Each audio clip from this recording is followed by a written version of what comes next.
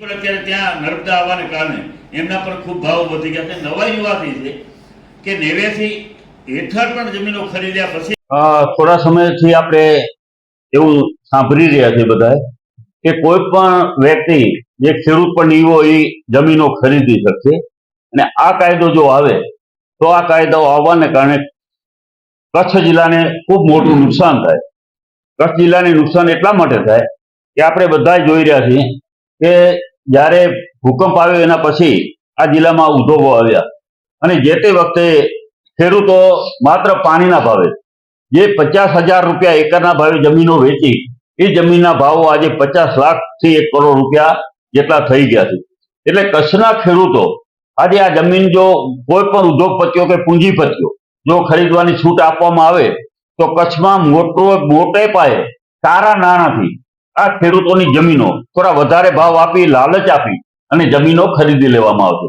અને આ જો જમીનો ખરીદી લેવાય તો અત્યારે પણ હું તમને દાવા સાથે કહું છું કે છેલ્લા 20 વર્ષમાં 30% જેટલા ખેડૂતો કચ્છમાં જમીનો વેચાઈ ગઈ છે. 30% ખેડૂતોની 30% ખેડૂતો જ મટી ગયા છે. અને હવે જો આ જમીનોની છૂટ આપવામાં આવે તો હું તમને દાવા સાથે કહું છું કે 2 થી 5 વર્ષની અંદર 70% ખેડૂતોની જમીનો ઉદ્યોગપતિઓ પૂંજીપતિઓ અને સારા નાણાં જેને રોકવા છે એવા લોકોના હાથમાં જતી રહેવાની. એટલા માટે અમે કહેવા માંગીએ છીએ કે ઘણા એને આવકાર પણ આપ્યો, ફોકિયાએ કે ઔદ્યોગિક સંસ્થાએ આવકાર પણ આપ્યો અને એવું કહેવામાં આવ્યું કે ખેડૂતોને મોટો ખૂબ લાભ થશે. તો આ ખેડૂતોને લાભ ન થાય. ખેડૂતો માટે આ સોનાનો સૂરજ નહીં પરંતુ એ પતનની શરૂઆત છે એમ કહીશ તો ખોટું નથી. કારણ કે આપણે બીજા જિલ્લા કરતા આપણા કચ્છ જિલ્લાને ગુજરાતમાં વધારે નુકસાન થશે. નુકસાન થવાનું કારણ પણ તમને કહું કે કચ્છમાં આપણે ભૌગોલિક રીતે પણ અને જે રીતે અહીંયા કઈ 2 બંદરો છે, જુદી જુદી કંપનીઓ છે, ફેક્ટરીઓ છે અને ખનીજ છે જમીન, એને કારણે બહારના લોકો વધારે જમીનો કચ્છમાં આવીને ખરીદશે. અને કચ્છમાં આવીને જો ખરીદે તો કચ્છના ખેડૂતો કંગાળ બની જવાના છે. આજે હું તમને આપના માધ્યમથી કહેવા માંગુ છું કે જે ખેડૂતો જમીનો વેચી છે આજે એના દિવસો એવા આવે છે કે એ જમીન વેચી એમાં જે ઉદ્યોગો આવ્યા કે ધંધા આવ્યા એમાં ટિફિન લઈ અને નોકરી કરવા જવી પડે છે.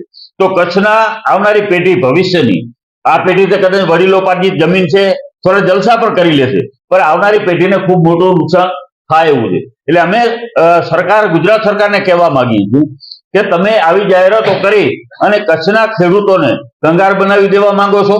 અને ખરેખર કચ્છના ખેડૂતોને પર અપીલ કરું છું કે તમે આ ખેતીની જમીન જે સોનાની લગડી છે આવનારા ભવિષ્યમાં આજ તમે 5 લાખમાં વેચશો તો માત્ર 5 થી 10 વર્ષમાં એ જમીન 50 લાખથી 1 કરોડ રૂપિયાના ભાવ એકરના થઈ જવાના છે.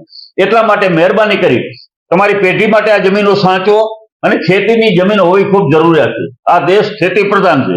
અનાજ ઉગાડો અને તમે તમારા પરિવારનું ગુજરાન ચલાવો, બાકી વેચવાનું તો ક્યારેય વિચારશો નહીં. અને હું ખાસ કહેવા માંગુ એટલા માટે એક વખત ખેડૂત જમીન વેચશે ને એ પોતાના પરિવાર માટે ખેતી માટે ભરીને જમીન ખરીદી શકવાનો નથી. અને આજે કચ્છ જિલ્લામાં આપણી હાલત જોઈએ તો અત્યારે ઘણા ગામોના ગામ આખા ખાલી છે, ખેડૂત જ મટી ગયા છે બધા. તો ખરેખર સરકારે આ વિચારવું જોઈએ. બીજી વાત હું આપણા માધ્યમથી કહેવા માંગુ છું કે કોંગ્રેસની સરકાર હતી ત્યારે કચ્છ જિલ્લામાં 3 મોટા સમાજો, કોલી સમાજ, ભીલ સમાજ અને દેવી પૂજક સમાજ એ અનુસૂચિત જનજાતિમાં હતા. અને એને જે જમીનો એમની પાસે હતી અને સરકારે ઘણી જમીનો સાથણીમાં પણ આપેલી હતી.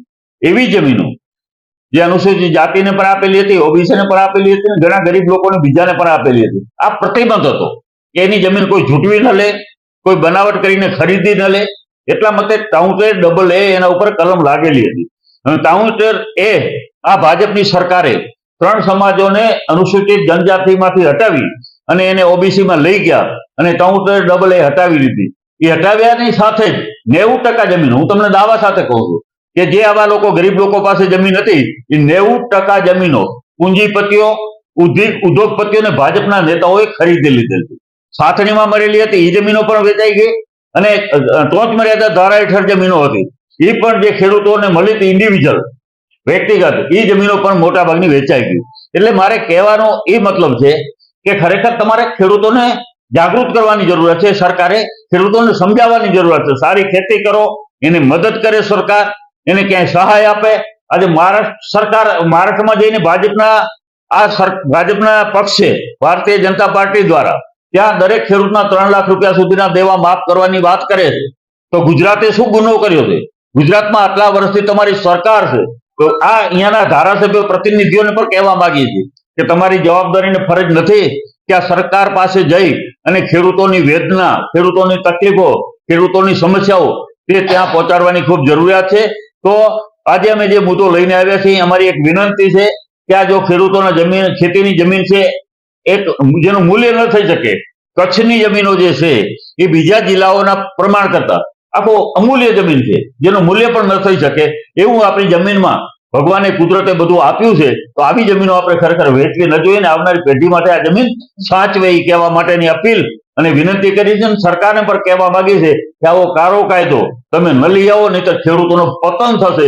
તો ખેડૂતોનું પતન રોકવા માટે કિસાન સંઘ પણ આગળ આવવું જોઈએ અને કોઈ પણ બિન ખેડૂત જમીન ખરેખર ખરીદી ન શકે. ઉદ્યોગોને ખરીદવી હોય તો 89 ના પ્રમાણપત્ર હેઠળ જમીનો ખરીદી શકે છે આમે પણ. તો પછી આ કાયદો લઈ આવવાની ક્યાં જરૂરિયાત છે? પણ કાળા નાણાંને હાંચવવાની વ્યવસ્થા આ સરકાર કરવા માંગે છે. અને આ સરકારને હું કહીશ કે આ સરકાર ગરીબોની નથી, ખેડૂતોની નથી, માત્ર પૂંજીપતિઓ, ઉદ્યોગપતિઓ અને બિલ્ડરો માટેની સરકાર છે. અને આ ખાલી જમીનો જો અત્યારે ખરીદી લેશે, આ પૂંજીપતિઓ જે ખરીદી લેશે અને એ જમીન હાંચવી દેશે, 5-10 વર્ષ પછી જે ગરીબ માણસોને પણ પ્લોટ ખરીદવો હશે ને એ દુષ્કર બની જવાનું. ગરીબ લોકો પણ પ્લોટ નહીં ખરીદી શકે એવી હાલત આપણા કચ્છ જિલ્લામાં થશે. અને અત્યારે પણ તમે જુઓ, લાખો એકર જમીન તમે બહારના લોકોને પધરાવી દીધી, કચ્છ સિવાયના લોકોને, ઉદ્યોગપતિઓને આપી દીધી. કચ્છમાં એવા નથી, તમે થોડું 10-20-25 એકર જમીન આપીએ તો કચ્છના લોકોને પણ રોજગારી મળત. તો આ અમારો મુદ્દો છે કે જે તમારી પોલિસીની નીતિ છે, અમારા કોંગ્રેસ પક્ષ એનો વિરોધ કરે છે. અમારા આગેવાનોને પણ કહેશું કે અમારા કચ્છ જિલ્લાને, આખા ગુજરાતમાં સૌથી વધારે નુકસાન કચ્છ જિલ્લાને થવાનું છે. એના માટે આપણે સૌ આપણા માધ્યમથી આ કાયદો ના આવે એના માટે અમે પૂરેપૂરા પ્રયાસો કરીશું. આપ સૌનો ખૂબ ખૂબ આભાર.